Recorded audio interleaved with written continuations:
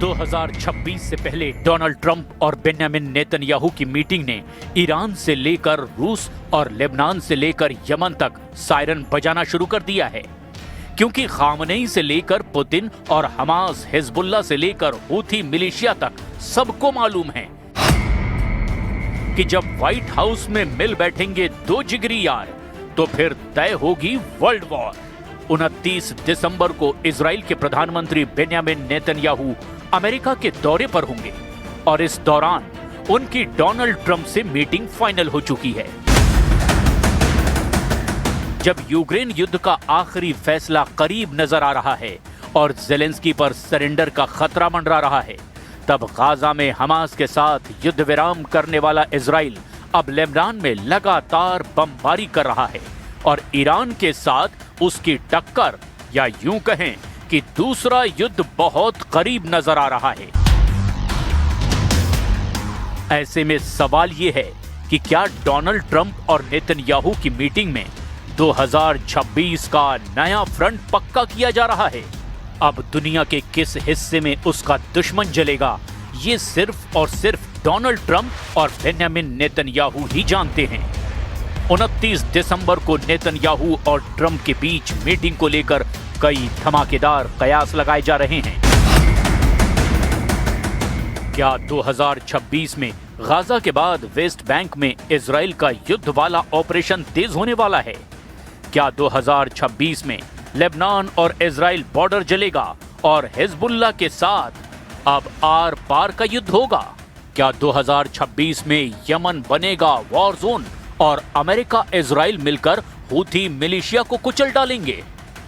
क्या 2026 में Iran Israel की जंग फिर शुरू होगी और नेतन्याहू इसी के लिए सबसे सीक्रेट मीटिंग करने अमेरिका जाने वाले हैं?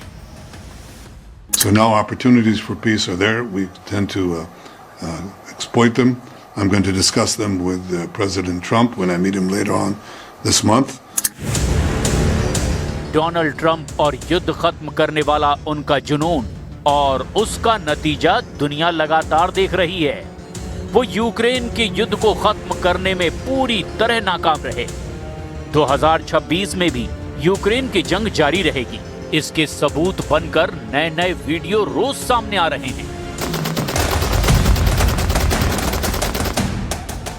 गाजा में युद्ध विराम वाले दावों के बीच ताबड़तोड़ फायरिंग कर रहे ये लोग हमास के विरोधी लड़ाका ग्रुप हैं। ये गाजा के उस हिस्से में आराम से ऑपरेट कर रहे हैं जहां इजराइल का कब्जा अब भी बना हुआ है। इस लड़ाका ग्रुप ने आखिरी दम तक हमास से लड़ने की कसम खाई है और यही लड़ाका ग्रुप अब हमास को खत्म करने के बाद खुद गाजा पर हुकूमत करना चाहता है। सबसे खास बात यह है कि इजराइल इस लड़ाका ग्रुप का समर्थन कर रहा है। ये बात नेतन्याहू ने जून 2025 में ही बता दी थी, लेकिन हमास को पूरी तरह रोकने में फेल रहे इजराइल ने अब उसके दुश्मन ग्रुप का साथ देने का फैसला किया है। हालांकि हमास ने इस ग्रुप के लीडर यासुर अबी शबाब को पहले ही खत्म कर दिया है, यानी हमास ने नेतन्याहू के प्लान बी को तगड़ा झटका दिया है। अब इस लड़ाका ग्रुप का सरगना बना है गसान दुही ने और उसने कसम खाई है कि हमास को खत्म करके ही दम लेगा। ما بعد وقف إطلاق النار لأنه حماس كانت تدعي إنه إحنا ميليشيات أو عصابات تعمل مع الجيش الإسرائيلي أثناء الحرب. اليوم إحنا بنقول لا، إحنا مش ميليشيات، إحنا قوة عسكرية متواجدة على الأرض. إحنا مش ميليشيات، إحنا الإدارة، إحنا اليوم। साफ नजर आ रहा है कि हमास से लड़ने के लिए नेतन्याहू ने गाजा में अब नया मिलिशिया तैयार कर लिया है। ऐसे में गाजा में एक बार फिर ऐसा युद्ध शुरू हो चुका है जिसमें हमास विरोधी गुट को इजराइल ने पूरी मदद दी है और गाजा में फिर खून बहेगा। इसमें कोई शक नहीं कि ट्रंप और नेतन्याहू की मीटिंग में गाजा, यमन, सीरिया, लेबनान और ईरान सब पर बात होगी।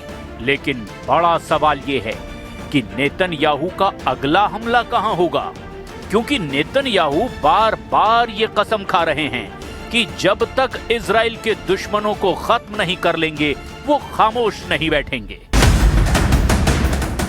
वैसे नेतन्याहू को खामोश करने वाली सबसे बड़ी ताकत अब इजराइल का वो करप्शन केस बन चुका है जिसमें उनकी बार बार पेशी हो रही है और नेतन्याहू इजराइल के राष्ट्रपति से माफी देने की अपील भी कर चुके हैं और इसके लिए ट्रंप से पैरवी करने की डिमांड भी कर चुके हैं।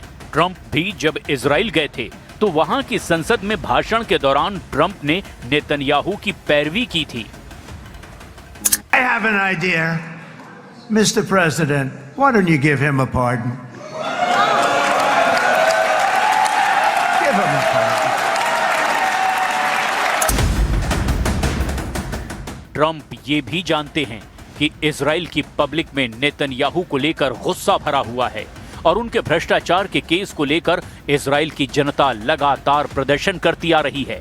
इसीलिए ट्रंप नेतन्याहू को बचाने के लिए औपचारिक रूप से दखल देंगे, ये देखना दिलचस्प होगा। Been coming here almost once a week throughout Benjamin Netanyahu's trial to make sure that the trial continues to express our dismay, and especially today after Bibi Netanyahu, without pleading guilty, without taking responsibility. And we won't let him to run away from his crimes and from sitting in jail. We know that Trump is asked to exonerate him, but Trump is not an Israeli. We have a legal system, and according to our legal system, there is no such thing as requesting to cancel your files in the courts.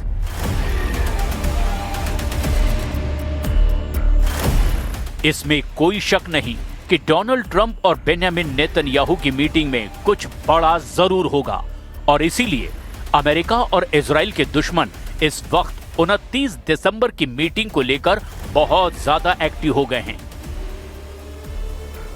क्या 2026 में Gaza के बाद West Bank में Israel का युद्ध वाला operation तेज होगा? क्या 2026 में लेबनान और इजराइल बॉर्डर जलेगा और हिजबुल्लाह के साथ अब आर पार का युद्ध होगा? क्या 2026 में यमन बनेगा वॉर जोन और अमेरिका इजराइल मिलकर हूथी मिलिशिया को कुचल डालेंगे? क्या 2026 में ईरान और इजराइल की जंग फिर शुरू होगी और नेतन्याहू इसी के लिए सबसे सीक्रेट मीटिंग करने अमेरिका जाने वाले हैं? लेबनान और इजराइल के बीच युद्ध किसी भी वक्त शुरू हो सकता है। अगर ऐसा हुआ तो समझ लीजिए कि इजराइल का मकसद पूरी तरह लेबनान को गाजा बनाने का होगा, जबकि ईरान की कोशिश होगी कि किसी भी तरह हिजबुल्लाह की बची हुई ताकत को बचा लिया जाए। इसीलिए लेबनान के साथ साथ इजराइल में ईरान के साथ युद्ध का भी सायरन लगातार बज रहा है और नेतन्याहू बार बार बता रहे हैं कि इजराइल को कोई हरा नहीं पाएगा, चाहे जितना भी दम लगा ले। What we will always insist upon is that the sovereign power of security from the Jordan River, which is right here, to the Mediterranean Sea, which is right there, that will always remain in Israel's. Syria में बशर अल असद का तख्ता पलट और अब वहां Jolani की हुकूमत कायम होना, ये नेतन्याहू की बहुत बड़ी जीत माना गया है। खुद ईरान इससे इनकार नहीं करता, लेकिन अब ईरान के सामने गाजा के साथ साथ लेबनान का भी ऐसा फ्रंट है जहां एक्टिव होना बहुत जरूरी हो गया है। लेबनान में हिजबुल्लाह की लीडरशिप को खत्म किया जाना और वहां लगातार कमांडरों पर हमले से ईरान भी घबराया हुआ है और अब तेल अवीव और तेहरान के बीच सीधा तनाव देखा जा रहा है। इसीलिए दिसंबर के ये बचे हुए दिन बहुत अहम हैं। इस दुनिया में किसी ना किसी कोने में या तो युद्ध के हालात बने हुए हैं या फिर ऐसा तनाव बना हुआ है जो किसी भी वक्त युद्ध में तब्दील हो सकता है और ये खतरा वहां लगातार मंडरा रहा है। 29 दिसंबर को नेतन्याहू और ट्रंप जब मिलेंगे तो 2026 को लेकर बहुत सी तस्वीर साफ होगी और इस पर पुतिन के साथ साथ खामनेई की सबसे तीखी नजर बनी रहेगी।